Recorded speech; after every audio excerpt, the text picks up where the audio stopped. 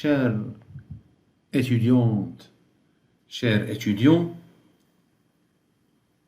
salam alaikum. Dans cette capsule vidéo explicative du cours probabilité, nous allons continuer en entamant la cinquième section de ce cours et la dernière, à savoir la section intitulée les probabilités conditionnelles. Les probabilités conditionnelles, comme son nom l'indique, ce sont des probabilités. C'est-à-dire, ils obéissent à la définition de probabilité. Ce n'est qu'une probabilité, mais une probabilité particulière.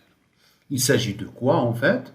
Il s'agit d'une probabilité qui est construite à partir d'une autre probabilité initiale, d'une probabilité initiale.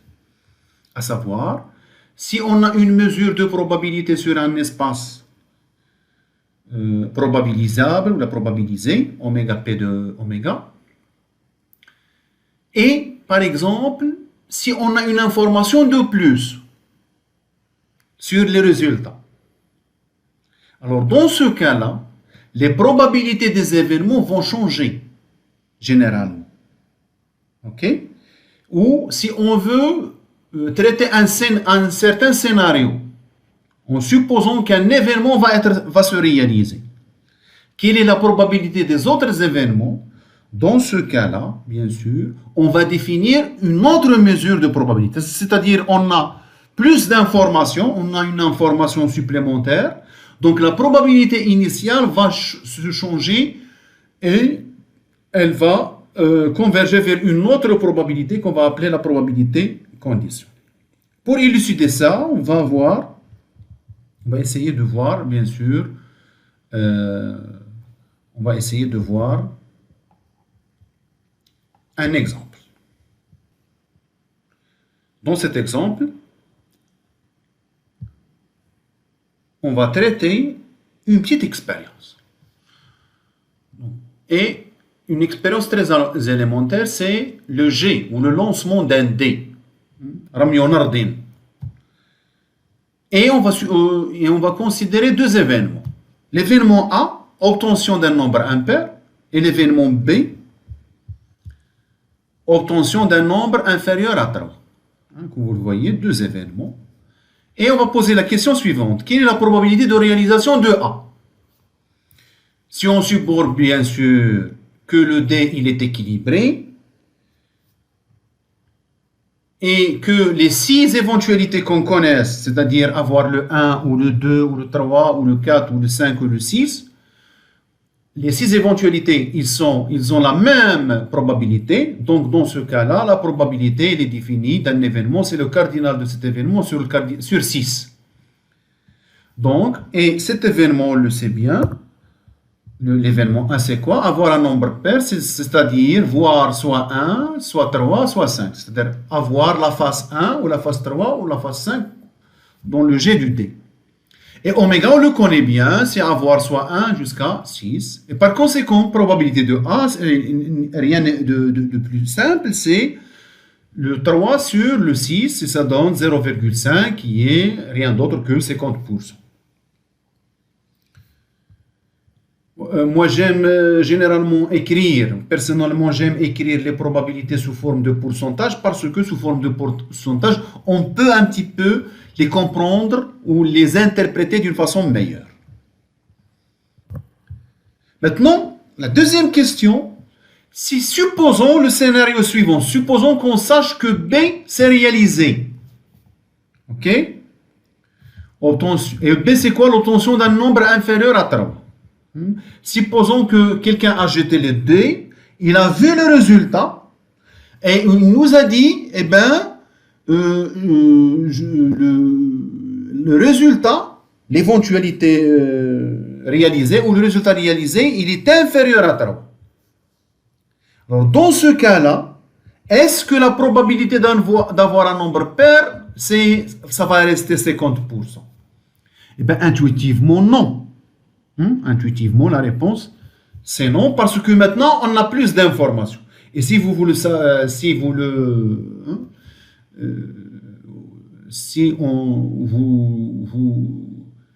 rappelez bien de la définition même de l'expérience aléatoire et en fait de probabilité, l'expérience aléatoire, la probabilité dépend de l'expérience aléatoire, de la nature de l'aléatoire, c'est-à-dire dépend de l'information manquante. Maintenant, puisqu'on a plus d'informations, généralement, la mesure de l'incertain ou le certain, la mesure de la vraisemblance, en fait, la mesure de la chance de la réalisation d'un événement va, bien sûr, automatiquement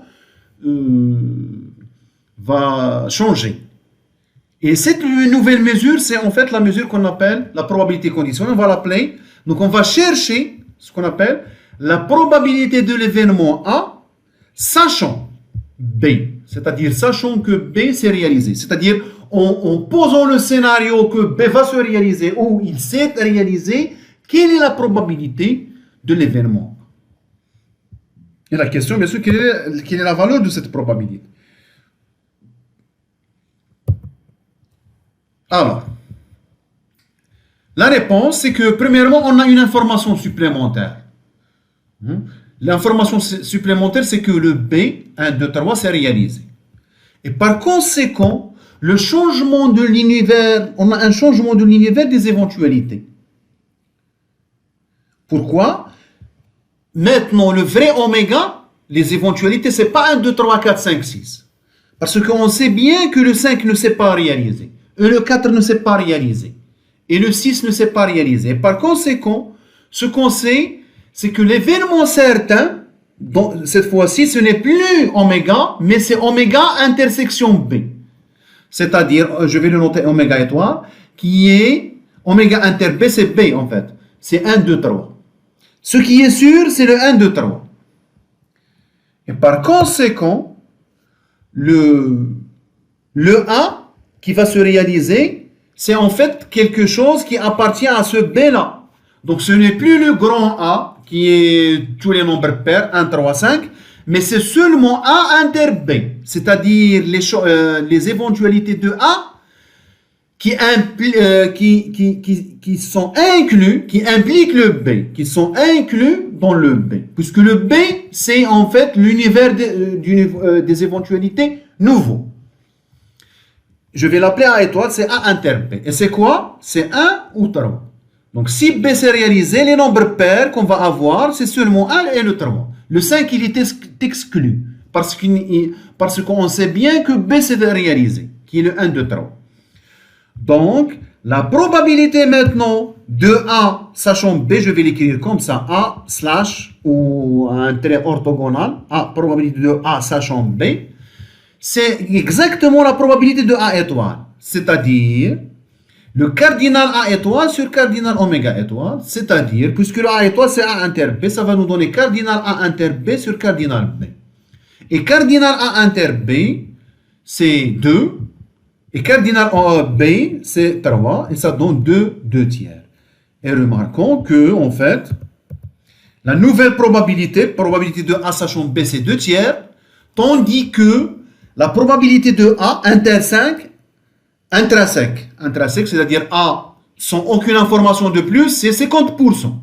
Mais la probabilité que A sachant B, ça devient 2 tiers, c'est-à-dire environ de 0,66%. Elle a augmenté la probabilité. Sachant que B s'est réalisé, puisque les nombres impairs dans B, il y en a 2. Et il y a un seul qui n'est pas dans B. Donc la chance, quand on sait B s'est réalisé, la chance des nombres impairs va augmenter parce qu'il y a beaucoup de nombres impairs dans B que dans oméga. Les nombres impairs dans B, c'est 2 parmi 3. Et les nombres impairs dans oméga, c'est 3, 1, 3, 5 parmi 6. Donc, et on trouve le résultat de sur 3.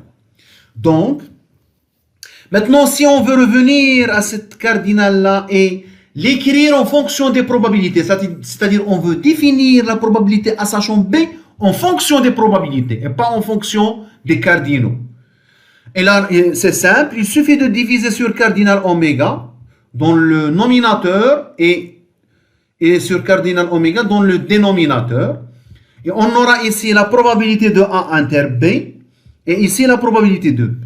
Et par conséquent, la définition de probabilité A sachant B, ce n'est rien d'autre que la probabilité de A inter B, A conjonction B, sur la probabilité de B.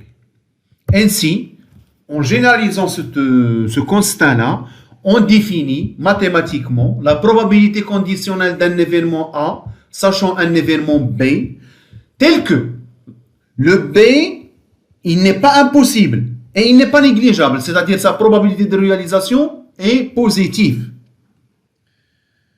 C'est en fait la probabilité de A sachant B, c'est la probabilité A inter B sur la probabilité de B.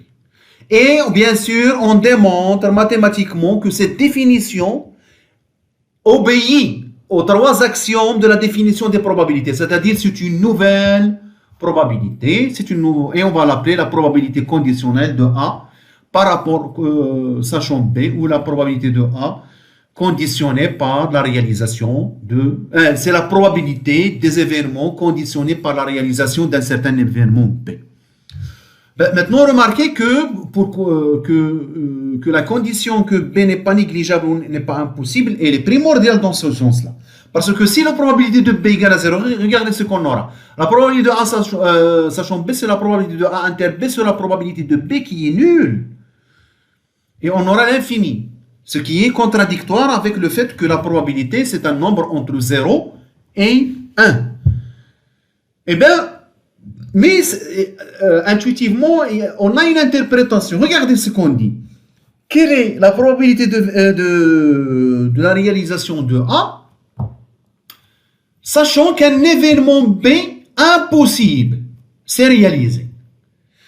Quelle est la probabilité de la réalisation d'un événement, sachant que l'impossible s'est réalisé?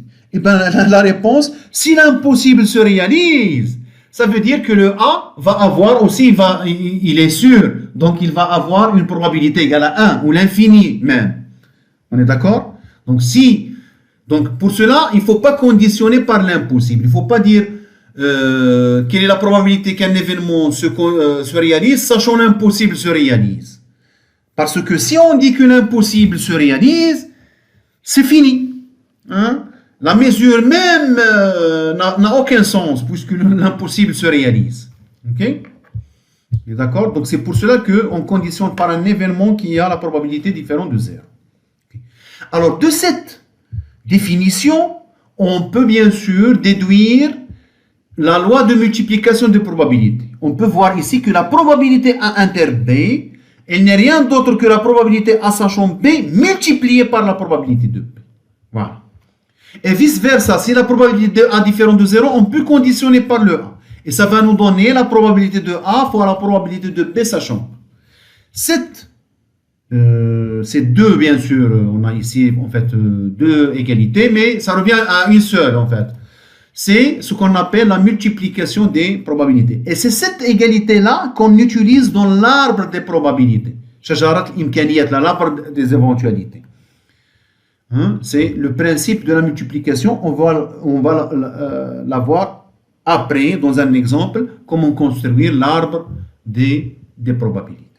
Maintenant, remarquez la deuxième des choses, c'est que dans la section propriété des probabilités, on a défini la probabilité de A union B, la disjonction de deux événements. C'était la probabilité de A, si vous vous rappelez bien, plus la probabilité de B, moins la probabilité de A inter B. Mais on n'a pas parlé de la probabilité de A inter B. Et bien maintenant, on peut calculer la probabilité A inter B si on a bien sûr la probabilité conditionnelle. Donc ça nous donne une formule pour calculer la probabilité de la conjonction de deux événements.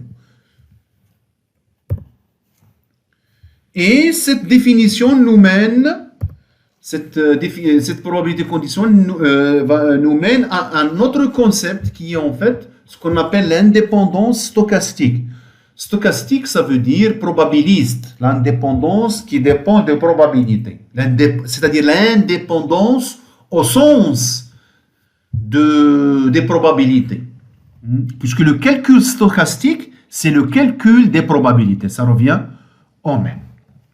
Et vous pouvez bien sûr remarquer que le mot stochastique, il est assez proche du mot statistique. Hein, puisque si vous vous rappelez bien, on a une relation entre les probabilités et les statistiques. Ça, on va l'approfondir au fur et à mesure du cours. Donc, que veut-on dire par l'indépendance stochastique? Eh bien, si on a deux événements possibles, c'est-à-dire qui ont des probabilités différentes de zéro, qui sont bien sûr non négligeables en fait. Hein. Alors, on dit que A, possible et non négligeable. On élimine le cas des probabilités zéro. On dit que A est indépendant de B si la probabilité conditionnelle de A sachant B n'est rien d'autre que la probabilité de A. Et de cette définition-là, vous pouvez voir, bien sûr, l'indépendance. Regardez. Savoir que B s'est réalisé ne modifie pas la probabilité de A. La probabilité de A, sachant que B s'est réalisé, c'est la même chose que la probabilité de A. Ça veut dire que A ne dépend pas de B, ne dépend pas de la réalisation ou de la non-réalisation de B. Dans ce cas-là, on va dire que A et B sont indépendants. Et ça, bien sûr, ça c'est la définition mathématique et bien sûr, elle est faite pour modéliser l'indépendance qu'on connaît. C'est-à-dire, est-ce que deux événements sont liés, c'est-à-dire un événement cause l'autre ou induit l'autre ou attire l'autre, ou il est lié à l'autre. Donc, si les deux événements stochastiquement, c'est-à-dire en mesure, ils sont indépendants, on dit que les deux événements sont bien sûr mutuellement indépendants. Et ça veut dire quoi? Ça veut dire l'information supplémentaire apportée par la réalisation de B n'a pas modifié la mesure de probabilité de l'événement. On dit que A est indépendant de B. Donc, ce qui est intéressant, c'est que en fait, ça c'est la propriété que je vais maintenant citer, c'est que l'indépendance de A de B induit l'indépendance de B de A. Elle est équivalente. L'indépendance de A de B, elle est équivalente à l'indépendance de B de A. Ça veut dire en fait que la relation indépendance stochastique, c'est une relation mutuelle, c'est une relation symétrique, comme l'égalité. Si A elle est égale à B, ça veut dire que B il est égal à A. Même chose pour l'indépendance. Et ça, on peut le démontrer, puisque on démontre facilement que la probabilité de A, sachant B il est égal à la probabilité de A, est équivalente à la probabilité de B, sachant A, égale à la probabilité de B. On peut bien sûr faire une implication et déduire l'autre par symétrie. Donc, si on commence par cette assertion, la première, on essaie de trouver la deuxième. Bien sûr, on peut le faire. Alors, la probabilité de B sachant A, on le sait bien, c'est la probabilité de A inter B sur la probabilité de A. Et la probabilité de A inter B, c'est la probabilité de A sachant B fois la probabilité de B. Et la probabilité de A sachant B, c'est la probabilité de A dans ce cas-là. Donc, ça va nous donner la probabilité de A fois la probabilité de B sur la probabilité de B.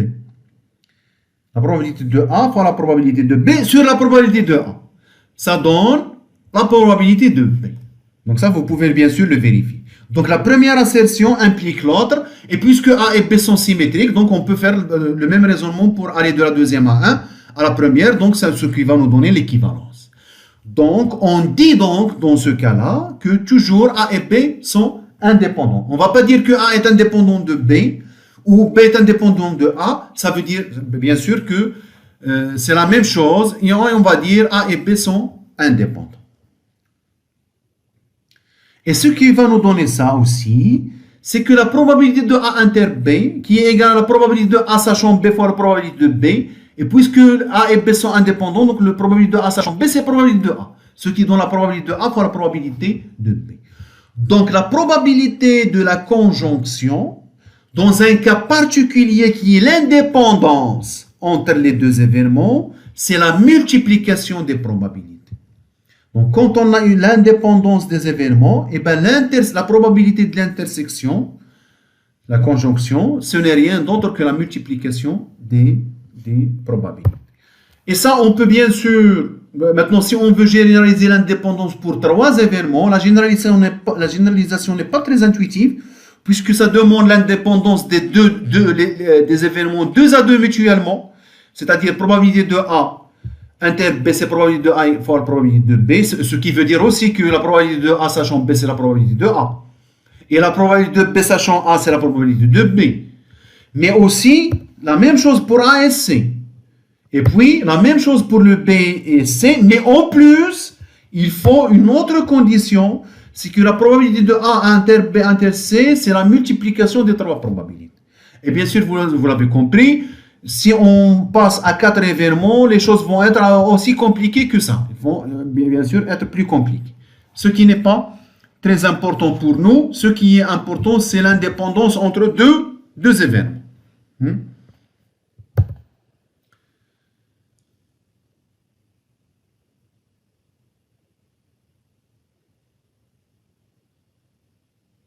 Maintenant, on a un petit exemple, en fait, pour montrer, si on lance par exemple 2 pièces de monnaie bien équilibrées et on considère les événements suivants. L'événement F1, la pièce 1 d'en face, et l'événement F2, la pièce 2 d'en face. Et la question, est-ce que les 2 événements sont-ils indépendants? Bien sûr, intuitivement, on lance une pièce et une deuxième pièce. Le résultat de la première ne va pas bien sûr influencer la deuxième et vice-versa. Et intuitivement, on peut dire qu'ils sont indépendants. Est-ce qu'on peut le démontrer? Oui, on peut le démontrer. Ça, en montrant bien sûr que la probabilité de F1 inter F2, elle est égale à 1 sur 4. Et ce 1 sur 4, c'est la probabilité de F1 fois la probabilité de F2. Donc, on montre que la probabilité de F1 inter F2, c'est la probabilité F1 fois la probabilité F2. Et par conséquent, les 2 événements sont indépendants. Donc ça, vous pouvez bien sûr le faire. Vous exercez à le faire. Maintenant, on passe à 2 théorèmes, en fait. En fait, c'est un théorème et un corollaire. Mais généralement, on parle de 2 théorèmes. En fait. Indépendants, disons, pas indépendants, 2 théorèmes primordiaux, 2 théorèmes intéressants, importants, qui sont très, très utilisés dans les probabilités. Et qui construisent toute une démarche dans l'analyse stochastique, et par conséquent l'analyse du risque, généralement, en économie aussi, qui est en fait cette approche, c'est ce qu'on appelle l'approche de Bayes. Parce que on a le premier théorème, il s'appelle probabilité totale, et le deuxième, c'est le théorème de Bayes. Et cette approche-là, ça s'appelle l'approche bayésienne. Le théorème de probabilité totale, il dit que si on a une partition de oméga, c'est-à-dire si oméga est découpé en un nombre fini d'événements disjoints, de E1 jusqu'à E1, tels que tous ces événements sont non négligeables. Ils sont non négligeables, c'est-à-dire de probabilité différente de 0, supérieure strictement à 0. Alors, quel que soit,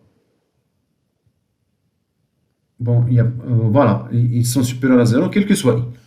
Alors, quel que soit un événement dans P de oméga, quel que soit un événement dans l'espace d'échantillonnage, alors, la probabilité de cet événement, ce n'est rien d'autre que la somme de 1 jusqu'à m, de multiplication, la probabilité de EI fois la probabilité de A sachant E.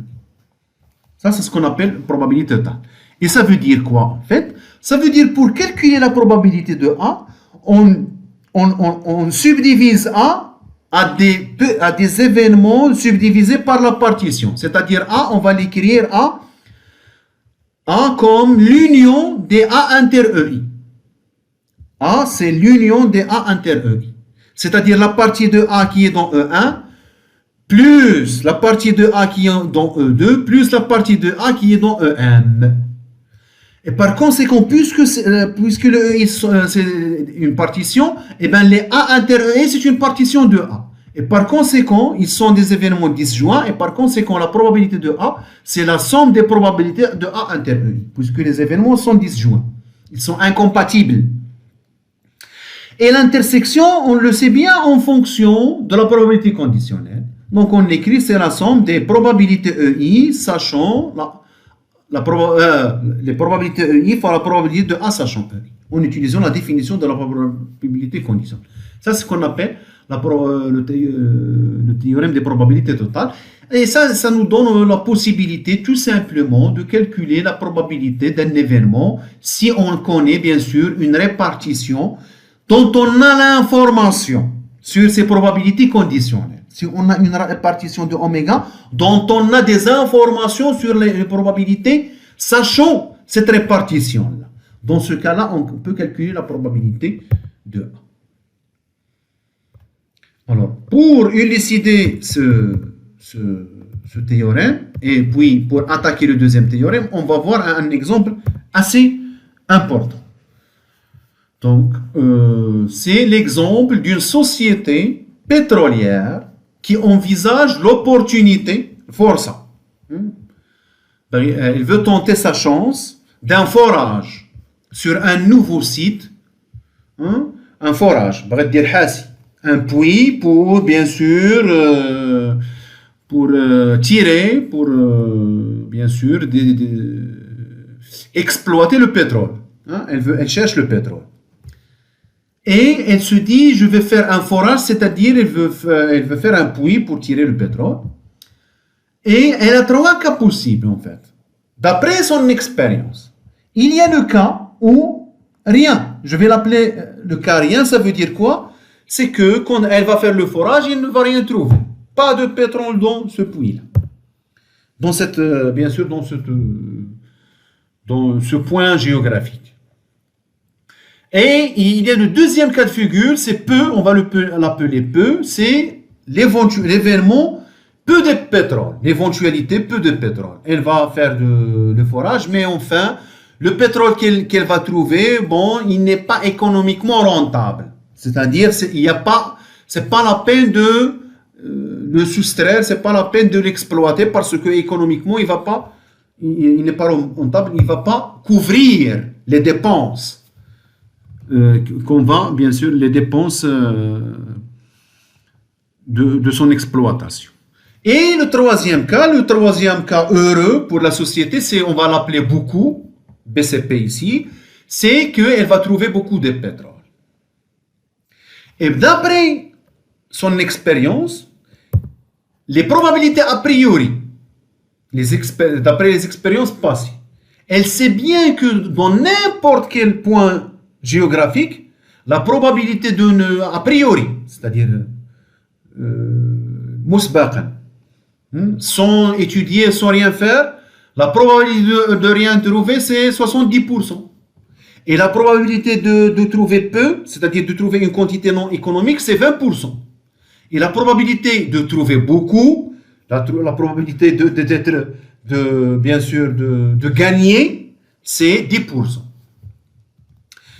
Et, comme vous le voyez, ces probabilités, la somme, c'est 1. Puisque, pas de pétrole, peu de pétrole et beaucoup de pétrole, dans notre cas, c'est une partition de oméga, des éventualités. On a seulement ces trois éventualités. Donc, c'est une partition de oméga.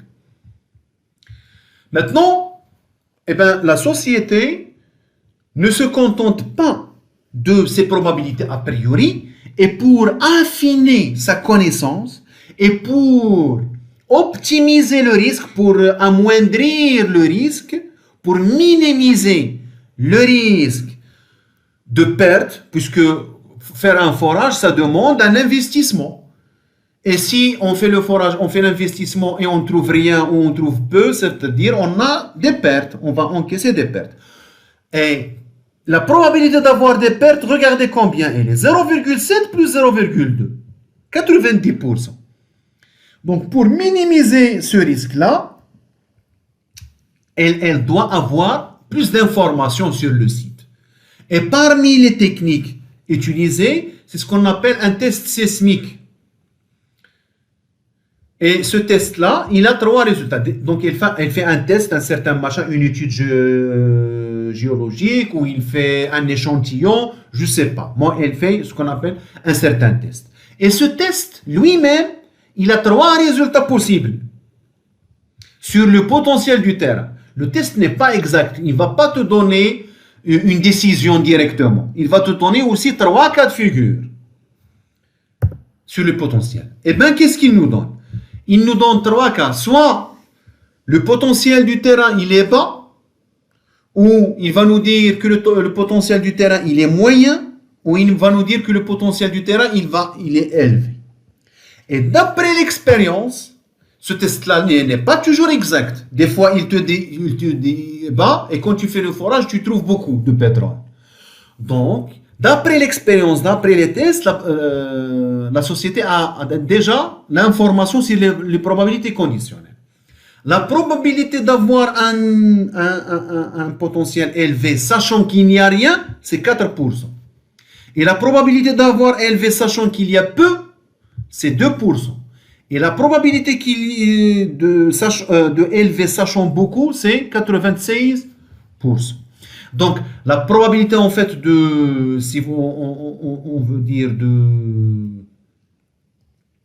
de faire bien sûr, ça c'est, disons, le degré disons, de précision du test. Voilà.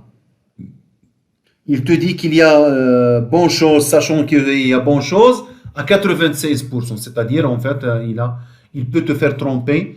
Hein, il va te dire élevé. Bon.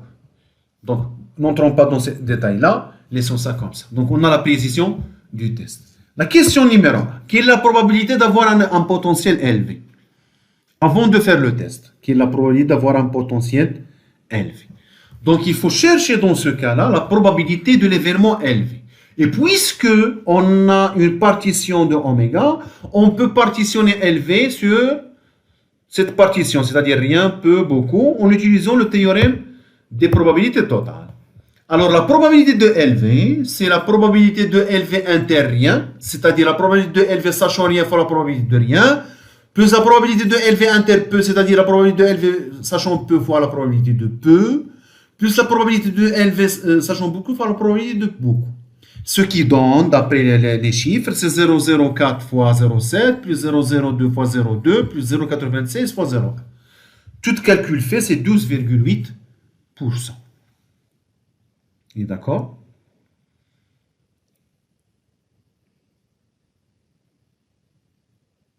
Alors, si on veut schématiser ça dans un arbre, alors, avant le test, le oméga avait 3, avant de faire le test sismique, 3 issues. Soit on n'a rien, soit on a peu, soit on a beaucoup. Rien avec 70%, peu avec 20% et beaucoup avec 10%. Et si on n'a rien, le test peut nous donner 3 résultats aussi. Le test sismique, maintenant après le test, soit bas, soit le potentiel, soit moyen, soit élevé. Même chose pour peu, même chose pour beaucoup. Et dans les données, on ne nous a pas donné les probabilités. Ici, on nous a donné seulement la probabilité de élevé, sachant rien. C'est-à-dire, sachant que le résultat est rien, la probabilité de élevé, c'est 0,04. Et par conséquent, la probabilité de rien et élevé, l'intersection de rien et élevé, c'est la multiplication. C'est rien sachant, c'est en fait élevé sachant rien. C'est élevé sachant rien, c'est 0,04, fois la probabilité de rien, c'est 0,7. C'est ce qu'on a fait ici, 0,04 fois 0,7. Ça, c'est pour cela que dans l'arbre, on fait la multiplication, parce que ça vient de la loi de la multiplication des probabilités qui découle de la définition, de la probabilité conditionnelle. Même chose ici, on a ce sentier-là, on a sa probabilité, cette intersection, et on a la probabilité de celle. Maintenant, la deuxième question. La deuxième, et c'est la question pertinente. C'est que si le test nous dit que le potentiel est élevé, si le test nous dit que le potentiel est élevé, la décision logique, c'est qu'on va faire le forage. Maintenant, quel est le risque? Quel est le risque qu'on peut courir? Eh bien, le risque, c'est qu'on va faire le forage et on ne va rien trouver, ou on va trouver peu. C'est-à-dire, il y a un risque de perte. Alors, la question pertinente pour la société, c'est quelle est la probabilité de élever? Non, quelle est la probabilité de ne rien trouver sachant élever? Quelle est la probabilité de ne rien trouver sachant qu'on a fait la décision de faire le forage, c'est-à-dire on a trouvé élevé. Et cette probabilité, c'est elle qui va nous donner le risque qu'on court quand on suit les résultats du test sismique. Alors, dans ce cas-là, pour trouver cette probabilité de rien sachant élevé, maintenant de rien sachant élevé, eh bien, on va bien sûr la faire d'une façon assez simple. Ce n'est rien d'autre que la probabilité de rien inter-élevé sur la probabilité de élevé. Et rien intersection élevée, on peut le calculer en utilisant l'autre probabilité conditionnelle qui est la probabilité de élevé sachant rien. Donc la probabilité de rien intersection élevée, c'est la probabilité de rien fois la probabilité de élevé sachant rien. Donc la probabilité de rien sachant élevé, ça nous donne ça. C'est-à-dire 0,7 fois la probabilité de élevé sachant rien, on l'a, sur la probabilité de élevé qu'on a déjà calculée dans la première condition, et ça nous donne 21%. Hein? 22%. Donc la probabilité de rien, c'est 20%. Après, sachant que le test nous a dit élevé, sachant que la probabilité, disons, la probabilité intrinsèque de rien, initiale, a priori, c'était 70%. Mais si on a une information supplémentaire d'après le test sismique qui nous dit que le potentiel est élevé, cette probabilité va se réduire de 50%. Et on aura 50 points. Et on aura 22%, approximativement 22% de gagner. Non, 22% de ne pas gagner, c'est-à-dire 78%, c'est ça, 78% de gagner. Et dans ce cas-là, bien sûr, la société a le choix de faire la décision. Est-ce qu'elle va miser sur 78, qui bien sûr, qui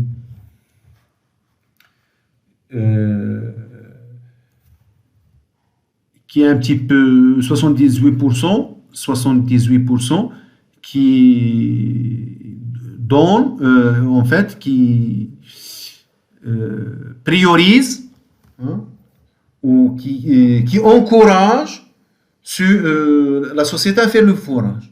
C'est-à-dire, il y a 78% de ne pas perdre, de gagner, et il y a 20% de perdre. Et maintenant, c'est aux décideurs de prendre la décision. Ça dépend de leur aversion au risque. C'est-à-dire, ça dépend de leur capacité à encourir le risque.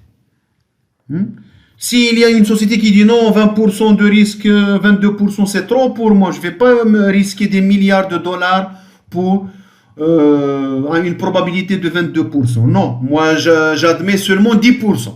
Et bien dans ce cas-là, sachant cette probabilité, elle ne va pas prendre la décision. Mais si elle encourt ce risque-là, si la société a les moyens financiers d'encourir ce risque, elle peut bien sûr prendre la décision. Et ça veut dire quoi en fait? Ça veut dire avec cette stratégie, 20% c'est un petit peu l'un cinquième. Ça veut dire quoi? Ça veut dire sur 5 décisions, 5 forages, parce qu'une société ne va pas faire un seul forage, elle ne va pas faire un seul investissement. C'est son gagne-pain, elle le fait toujours, elle fait des forages. Donc sur 5 choix, avec cette stratégie, elle a une chance sur 5 de perdre et 4 fois de gagner. Ça veut dire, c'est ça. Donc si elle prend cette stratégie, ça veut dire elle peut sur 5, 4 fois gagner et une fois perdre. Alors, d'après cette logique-là, on a, bien sûr, on peut généraliser cette logique-là à l'événement, au théorème de Bayes, qu'on peut démontrer de la même façon. C'est que si on a une répartition des événements non négligeables, alors, quel que soit un événement, la probabilité de EI, donc d'une partition, en fait, d'un morceau sachant A, c'est la probabilité de I fois la probabilité de A sachant EI, c'est-à-dire on inverse les probabilités conditionnées sur la probabilité de A, et la probabilité de A, ce n'est rien d'autre que l'application du théorème total, c'est la somme des probabilités de EI fois la probabilité de A sachant EI. Et ça, c'est ce qu'on appelle le théorème de Bayes, qui nous donne cette particularité de un petit peu inverser l'arbre. Ici, on a la probabilité de LV sachant rien, et la question, c'est la probabilité de rien sachant LV. Si on inverse avant le test et après le test. Donc, c'est ça un petit peu l'utilité du théorème de Bayes. Donc, bien sûr, ces deux théorèmes, je vous laisse et je vous souhaite des bonnes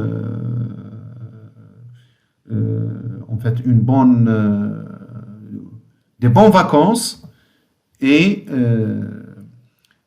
je vous annonce que le premier chapitre est fini, et on aura bien sûr une séance de TD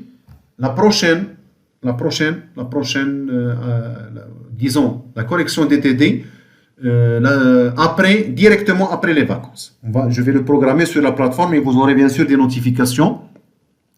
Et on va le faire en streaming, c'est-à-dire directement.